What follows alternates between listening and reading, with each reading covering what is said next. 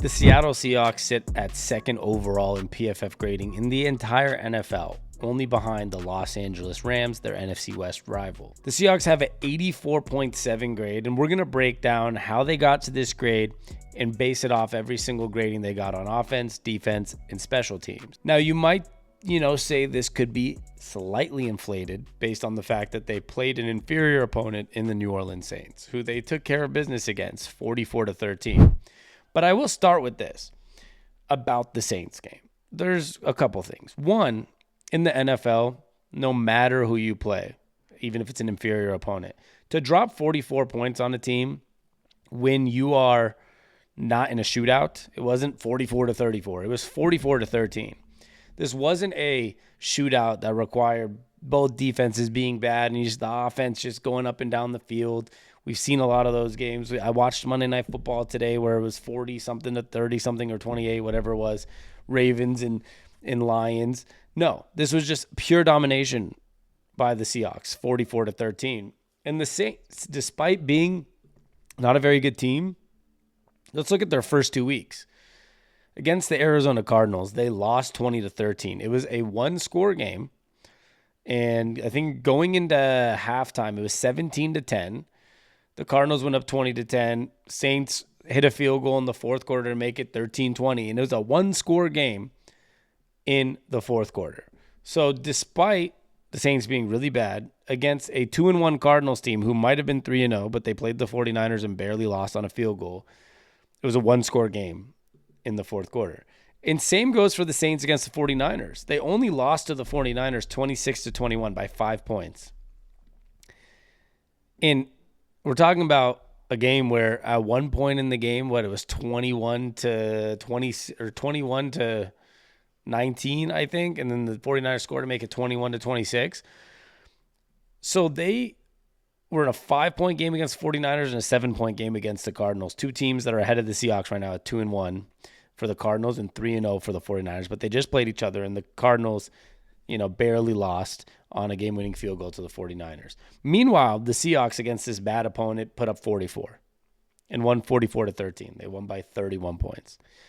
So while the Saints can be bad, it's an impressive win regardless. So yes, some of these PFF stats could be inflated, but let's not forget, I think the Seahawks were 7th in PFF grading going into this week, so they were already really high up there, and this just helped them boost their grade all the way up to number 2 in the NFL behind the Rams. And here's how we got there. Offense. On offense, our overall offensive grade, which combines your passing grade, pass blocking, receiving, running grade, and run blocking grade. We're at number 5 in the NFL at 79.7, only 2 points behind the 3 teams ahead of us, which is the Buffalo Bills, the Rams, and the Colts. So overall, the offensive grade is great at number 4. And this is how we got there. The passing grade, which is pretty much Sam Darnold's grade, is at a 90.4, the only team in the 90s, and at number 1 in the entire NFL. Number 1 passing grade in the entire NFL. And that is Sam Darnold's grade. His passing grade is 91.4, which is number 1 in the NFL, which is crazy to think. Sam Darnold right now is a number 1 PFF grade in the entire league. And it put the Seahawks passing offense grade at number 1 in the entire NFL. Let's get to some other good ones before I get to the ones that are a little dropped off.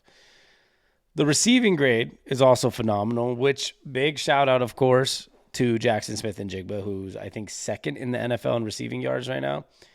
Our receiving grade is at a 78.3, which is number 5 in the NFL, only behind the Lions, Ravens, Colts, and Packers. And Jackson Smith-Njigba has a lot to do with this. Obviously, Torrey Horton's had some great moments. The tight ends have been all right. Cooper Kupp's made some plays here and there, but that's a lot of JSN grading, I feel like, because he is a top 2 or 3 receiver right now in the NFL. I'm not saying it's going to stay that way. I feel like that can get some crazy comments. There's still some guys that might be a little more talented than him, like Justin Jefferson and Jamar Chase, but the numbers speak for themselves. JSN's up there. And the Seahawks have the 5th best receiving grade in the NFL. Running grade is a little bit lower, and Mike McDonald talked about this today. He's not very happy with, the running numbers per game. He said it's not acceptable right now because they're not doing the best when it comes to putting up rushing numbers. but their PFF grading is still at number 10 in the NFL in rushing grades, which is impressive in itself. Now, while the running grade is at number 10 in the NFL, the run blocking grade's the middle of the pack. That is 60.4. It's number 15 in the NFL. But the run blocking grade doesn't concern me as much. I think right now the Seahawks offensive line is not allowing sacks. They are also just so much better than what we've been used to in general with the offensive line. It hasn't been awful to watch. We haven't had to see Sam Darnold running for his life often. Now, that might change as we play maybe some stronger opponents. But right now, I mean, to look decent against the 49ers, the Steelers, and the Saints, I'm pretty happy that the run blocking grade is at 15. It is the pass blocking grade that's also in the middle of the pack at 16 at a 59.3 that I'd like to see improve. They're both, they're 15 and 16. That's why I talked about the passing already too. But I feel like right now with Gray Zabel, he's looks great as a rookie. He's only going to get better. And Charles Cross is good. And Abraham Lucas does the job. And, Anthony Bradford's doing his job. There hasn't been like this, their grading might not be the best, but there hasn't been this disastrous moment. I mean, you can look back at week 1 and say we lost probably because of pass blocking. It was Bosa, pretty much worked Abraham Lucas all the way into running into Sam Darnold and fumbled the ball when we were at the 15-yard line. Should have won that game. We probably should be sitting at 3-0 right now. That was a pass blocking issue, but it hasn't been like that all game, every game. It's been much quieter than it has in past years. Now, one, I'll say the personnel, maybe having Gray Zabel helps and, adding these pieces to the line. It also could be the offensive coordinating, changing the scheme. Maybe it's Sam Darnold doing something differently than Geno Smith did. In general, the Seahawks grades usually last year, I feel like we're more in the 20s, mid-20s sometimes, 24th, 23rd, 26th, in pass blocking and run blocking. So seeing him at 16 and 15, to me, is a good sign, even though the numbers don't look great. Right now, it's okay for me, and it's a good sign because of two things, what I saw the last few years, and because from the eye test, it hasn't been awful. I'm not saying it's been good, but it hasn't been awful. So middle of the pack, I'll take it, and I'll be happy with it right now. And that's where the Seahawks offense sits. Those were the 5 different grades or 6 different grades for the offense, and we'll put them at number 4 offensively total, which helped move us up to 2. Surprisingly, while I feel like the defense has been maybe even the more impressive unit, they're a little lower on the grades compared to the offense. So I think it's really the offense that's propelled us up to that number 2 overall grade. But let's get to the defense. Our overall defense right now at 71.3 puts us at number 7 in the NFL. Can't complain about that, though. There's one defense that is the best in the NFL, even though they're not a very good football team, is the Cleveland Browns. I mean, their pass rush is number 1. Their run defense is number 1. They're top 6 in tackling. Their coverage is top 7. And they're 7 grades or 6 grade points above anybody else at number 1 by themselves on defensive grades. It's been unstoppable. They made the Packers offense look like a shell of themselves and won that game somehow. Their offense just kind of stinks. But only other teams ahead of us, the Jaguars, the Packers, the Rams, the Chargers, and the Eagles. Seahawks sit below those teams at number 7 in the NFL in defensive grading, which is pretty good considering the fact that this defense has been solid. And I thought it'd be a little higher. They have only allowed the second least amount of points scored against them this year. Green Bay's allowed 44 points, and the Seahawks have allowed 47. Through 3 weeks to allow 47 points is absolutely phenomenal. So I thought they'd probably be a little higher, but I'll take number 7. Not bad at all. Their run defense has been awesome at number 5 in the NFL at 78.2. So really impressive run defense. The defensive line, I mean, the pass rush, I'll get to it soon. They're a little lower than the run defense, but if you look a lot of the numbers, the way Derek Hall is one of the top QB pressurers in the league. Byron Murphy is one of the best guys of causing havoc right now in the league, which we love to see. Boye Mafe's out there. Leonard Williams out there. The run defense and the pass rush have been pretty good. I think last week through 2 weeks we were leading the NFL in QB pressures or QB hits. So both of them have been good. But the run defense is definitely the one that's on top right now, and it's the highest grade on the defense, which is number 5, like I said, at 78.2. Love to see that. Slow down the run. That's probably good for next week against the Cardinals. They're going to be without James Conner, unfortunately. He's out for the season. Really bummed about that one. Really like James Conner as a person and a player. Kyler Murray is obviously a good running quarterback. I think if you get some good pass rush and you stop the run against the Cardinals, no reason we shouldn't win on Thursday. I'm going to skip the tackling and talk about that last because it's awful. But let's go to pass rush is number 12, 72.6 pass rushing grade. Like I said, I already talked about it pretty much, but even if the grade's not as high as a top 10 grade, it's number 12 on the eye test. And I always talk about this because to me, PFF grading is a metric. You know, next gen stats is a metric. Anybody, the betting odds are a metric sometimes, and like the odds to win the World Series, the odds to win the Super Bowl, these are metrics. PFF's also a metric to me that I'm not saying is like the gospel of football, but it does give you, it paints you a good picture, you know, like you see the passing grade being number 1 in the NFL. It's a good sign. It's like, you know, it's not the eye test, but it's a good sign. And that's how I feel about a lot of PFF grades. So when I see the pass rush at 12, I know that it's pretty good. I mean, it's in the upper echelon. It's almost a top 10 pass rush.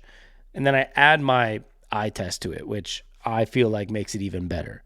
And there are other numbers you look at, like I said, the QB hits, QB pressures, all these different things.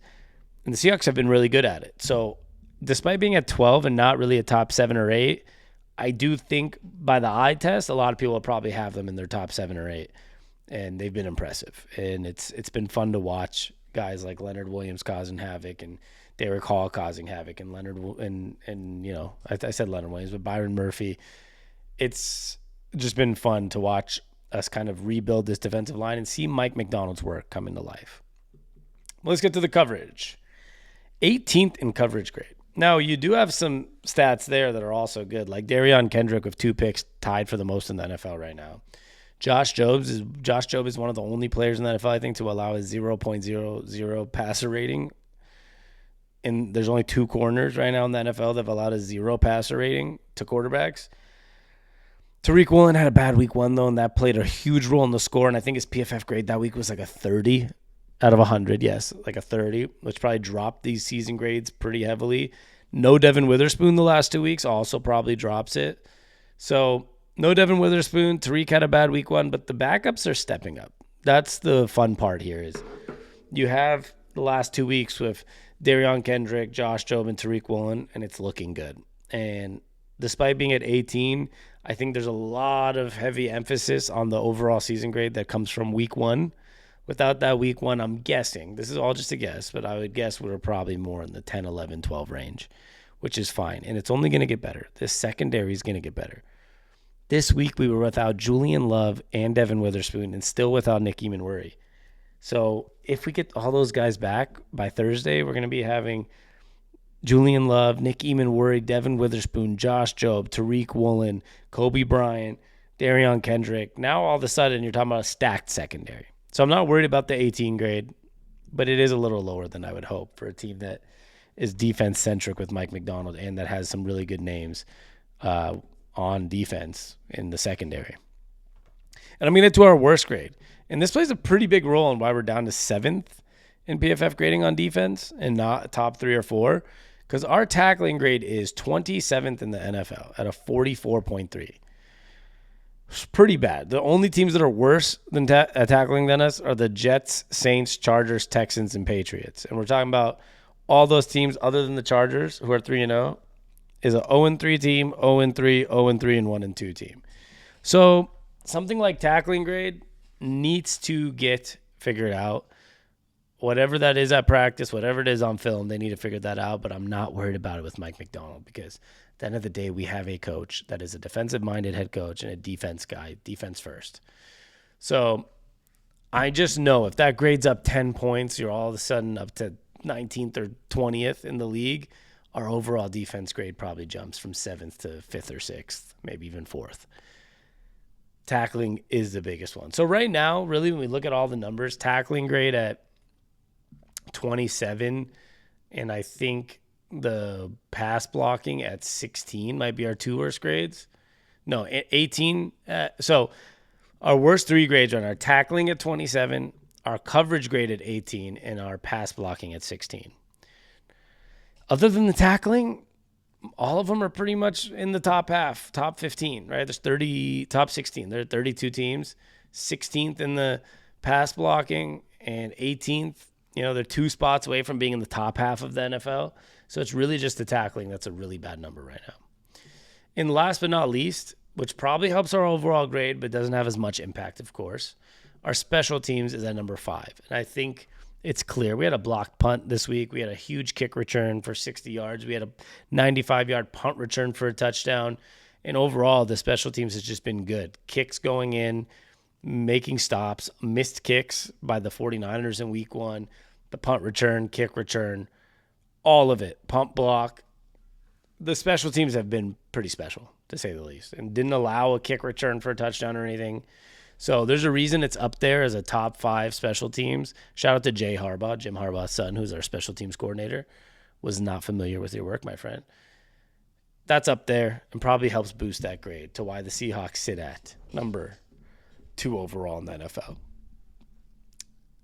Pretty happy about that. I mean, it's really cool to see your team at number 2 in the entire NFL in PFF grading. A team that personally, I think if it was, you take away one play, that fumble where Bosa pushed Abraham Lucas into Sam Darnold and fumbled the ball, we probably should have won week 1 and we could be a 3-0 team right now going into a week where the Cardinals played a hard-fought game against the 49ers, lost their best player in James Conner, and we're coming off a blowout where our starters rested the 4th quarter. So I think we have a really good chance of winning this week and probably should have been going for 4-0 here, but we'll take 3-1 if it happens. And hopefully after next week, we get another really good game, and maybe we see the Seahawks at number 1 overall in PFF grading. That's my hope. I appreciate y'all. I love y'all, and I'll be back the next few days. I got 3 videos planned before Thursday for Thursday Night Football. I'll be at the game. Look at my Instagram at Sammy on Tap. Watch my SAMI on Tap, same as this YouTube channel. I will be posting a lot of stories and content from the game. So hit me up if you're there, and I love y'all. We'll see you next time. Peace.